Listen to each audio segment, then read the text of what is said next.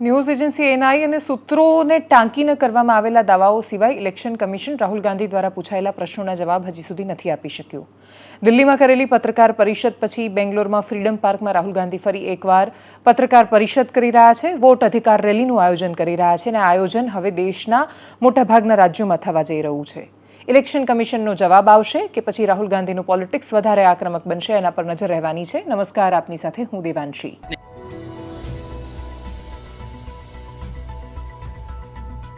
Rahul Gandhi બેંગ્લોરના freedom પાર્કથી જેની શરૂઆત કરી રહ્યા છે એનું નામ વોટ અધિકાર રેલી છે.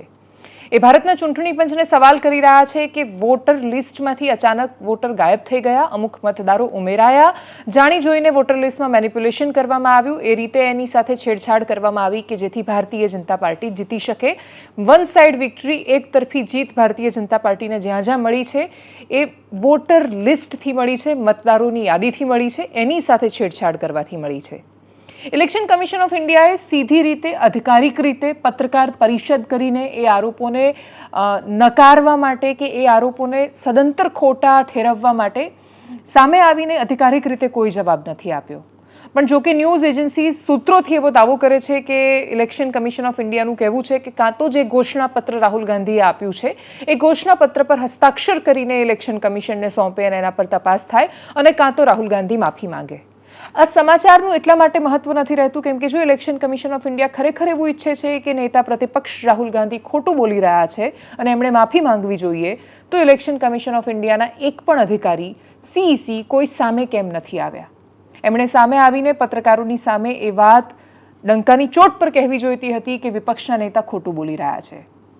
એમણે ડંકાની ચોટ પર આ જનતાને ભરોસો અપાવવાનો હતો કે અત્યાર સુધીમાં જે પણ ચૂંટણીઓ થઈ, ભારતીય જનતા પાર્ટીની જીત થઈ હોય કે પછી અમુક રાજ્યોમાં કોંગ્રેસની કે આમ આદમી પાર્ટીની જીત થઈ હોય, એ સંપૂર્ણ પારદર્શિતાથી કરવામાં આવેલી પ્રક્રિયા અને ચૂંટણીના અંતે આવેલા પરિણામો છે, એની અંદર કોઈ છેડખાની નથી થઈ.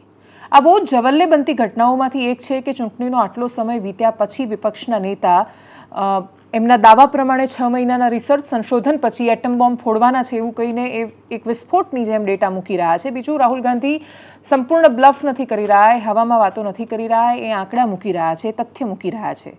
તથ્ય કેટલા સાચા અને ખોટા એનો જવાબ માત્ર ઇલેક્શન કમિશન ઓફ ઇન્ડિયા આપી શકે છે. અને ચૂંટણી પંચ જો જવાબ આપવાથી ભાગી રહ્યું છે અથવા બચી રહ્યું છે, રાજ્યોમાંથી ચૂંટણી આયોગે જવાબ આપી દીધા કે રાહુલ ગાંધી ખોટું કહી રહ્યા છે, પણ એ ખોટું કહી રહ્યા છે તો સાચું શું છે, ખોટું કયું છે, કયા મુદ્દાઓ છે એ ખોટા બોલાઈ રહ્યા છે, એ નામ સાથે, આંકડા સાથે, એડ્રેસીસ સાથે પત્રકાર પરિષદો કરી રહ્યા છે એક પછી એક. એ મોટાભાગના રાજ્યમાં જવાના છે ને એ દેશની જનતાને એ કન્વિન્સ કરવાનો પ્રયત્ન કરવાના છે કે ઇલેક્શન જ ખોટા થયા છે અને ભારતીય જનતા પાર્ટીની જીત જ ખોટી છે. 2024માં ભારતીય જનતા પાર્ટી સરકાર બનાવવાની જ નહોતી. આ તો ચૂંટણીમાં ગડબડી થઈ, વોટર લિસ્ટની સાથે છેડખાની થઈ અને એટલા માટે આ થયું છે. દેશ આ બહુ વિશાળ વસ્તી ધરાવતો દેશ છે. એની એક નાની વસ્તી પણ જો એ વાત પર ભરોસો કરી લે છે કે આ દેશમાં ચૂંટણીઓ પણ નિષ્પક્ષતાથી નથી થતી, તો દેશની સ્થિતિ બહુ સારી નથી રહેતી. ઇલેક્શન કમિશન હોય કે પછી દેશની ન્યાયિક સંસ્થાઓ, દેશની અદાલત, દેશની સંસદ, એ બધા પર જનતાનો ભરોસો રહેવો બહુ જરૂરી છે. એ વિશ્વસનીયતા વગર દેશ ક્યારેય કોઈ સંજોગોમાં ચાલી જ નથી શકતા. અને એટલા જ માટે ઇલેક્શન કમિશન ઓફ ઇન્ડિયા જે સૂત્રોના હવાલાથી સમાચાર આવે છે એની જગ્યાએ જો અધિકારિક એ વાત મૂકી દે કે કાં તો રાહુલ ગાંધી ઘોષણાપત્ર પર હસ્તાક્ષર કરે અને કાં તો એ માફી માંગે. રાહુલ ગાંધી માફી માંગે, આ વાત ઇલેક્શન કમિશન ઓફ ઇન્ડિયા આધિકારિક રીતે આવીને જો કહી શકે છે તથ્યોની સાથે કે આ વાતો એમણે ખોટી કરી છે, તો કદાચ આ મામલો દૂધનું દૂધ પાણીનો પાણી જેટલો સરળ થઈ જવાનો છે. આ કાર્યક્રમનું ગુજરાતમાં પણ આયોજન થવાનું છે. ત્યાં સુધીમાં આપણને પ્રતીક્ષા રહેશે કે દેશમાં ચાલુ થયેલો જે મુદ્દો છે તે કાં તો એ પૂરો થાય છે, ઇલેક્શન કમિશન ઓફ ઇન્ડિયા કોઈ સ્પષ્ટતા આપે છે, કે પછી આ મુદ્દો છેક સુધી ખેંચાય છે, આવનારી ચૂંટણી સુધી ખેંચાય છે, બિહારના ઇલેક્શન સુધી ખેંચાય છે, કેમ કે બિહારમાં તો ઓલરેડી આ વિવાદ ચાલી રહ્યો છે. ચૂંટણી શરૂ થતાં પહેલાં જ એના પર શંકા સેવાઈ જશે. ઇન્ડી અલાયન્સ એક સાથે નથી દેખાઈ રહ્યું આ વાતમાં. રાહુલ ગાંધી એકલા હાથે આખી લડાઈ લડવા માંગે છે. એક માત્ર કોંગ્રેસના રિવાઇવલ, કોંગ્રેસનું ફરીથી સર્જન કરવાની આ વાત છે કે દેશના લોકતાંત્રિક મૂલ્યો પર અવિશ્વાસ ઊભો કરવાની વાત છે. આ બહુ જ ગંભીર સવાલ છે. આ વાતને એટલી જ ગંભીરતાથી ચૂંટણી પંચ લેશે એવી અપેક્ષા. રાહુલ ગાંધીએ પોતાના નવા વિડીયોમાં શું કહ્યું સાંભળીએ એમને. So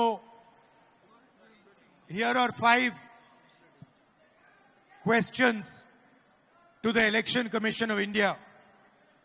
Instead of threatening us, threatening me, answer these 5 questions. Number 1, why are you not giving voter lists in digital machine readable format to the people of India? Number two, why are you destroying video evidence? Number three, why is ECI committing massive fraud in the voter lists? Number four, why is ECI threatening opposition instead of answering our questions? And finally, why is ECI behaving like an agent of the BJP? Namaskar. आयोग हिसाब दो, चुनाव आयोग जवाब दो, चुनाव आयोग हिसाब दो, बीजेपी और चुनाव आयोग जवाब दो, बीजेपी और चुनाव आयोग हिसाब दो।